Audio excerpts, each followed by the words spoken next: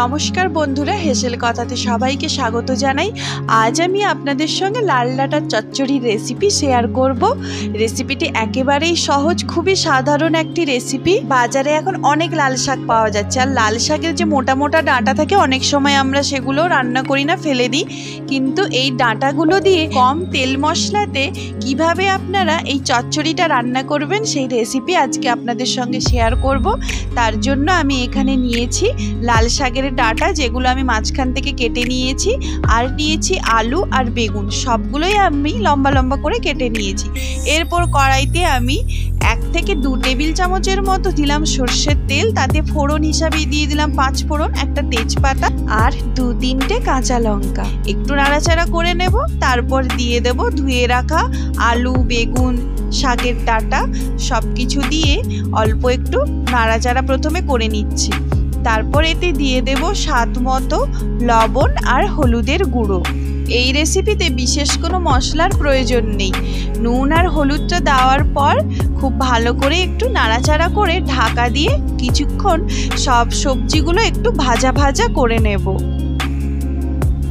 ঢাকা খুলে অল্প একটু দিয়ে দিলাম লাল লঙ্কার গুঁড়ো। কাঁচা লঙ্কা দিয়েছি, তবে একটু ঝাল ঝাল করার জন্য আমি খুব সামান্য একটু দিলাম লাল লঙ্কার গুঁড়ো, আর দিলাম 1/2 টিস্পুনের মতো জিরে গুঁড়ো। সব কিছু আরেকবার খুব ভালো করে মিশিয়ে নেব। তারপর আরও 2 থেকে 4 মিনিট একটু ঢাকা দিয়ে রাখবো। এই দেখুন সবজিগুলো কিন্তু খুব সুন্দর ভাজা হয়ে গেছে। এবার এর মধ্যে আমি দিয়ে দিলাম পরিমাণ মতো জল, যাতে ডাঁটা আলুগুলো খুব সুন্দর ভালোভাবে সেদ্ধ হয়ে যায়। 5 মিনিটের মতো ঢাকা দিয়ে রাখবো। 5 মিনিট পর আলু আর ডাঁটাগুলো মোটামুটি সেদ্ধ হয়ে গেছে, কিন্তু একটু জল আছে। আমি জলটা আর একটু শুকনো শুকনো করে নেব। তার জন্য আরও কিছুক্ষণ একটু ঢাকা দিয়ে রান্না করব। এবারে দেখুন জলটা অনেকটাই শুকনো হয়ে গেছে, আর আলু ডাঁটাগুলো খুব সুন্দর সেদ্ধ হয়ে গেছে। এবার নামানোর আগে স্বাদ মতো অল্প একটু দিয়ে দিলাম চিনি, আর 2টো চেরা কাঁচা লঙ্কা দিয়ে দিলাম, আর 1 চামচের মতো দিয়ে দিলাম সর্ষের তেল। সব কিছু ভালো করে মিশিয়ে নেব। ব্যাস রেডি হয়ে গেল লাল ডাঁটার চচ্চড়ি। দেখেই বুঝতে পারছেন কতটা কম তেল মশলাতে এই রেসিপিটা বানানো যায়, কিন্তু খেতে অসাধারণ লাগে।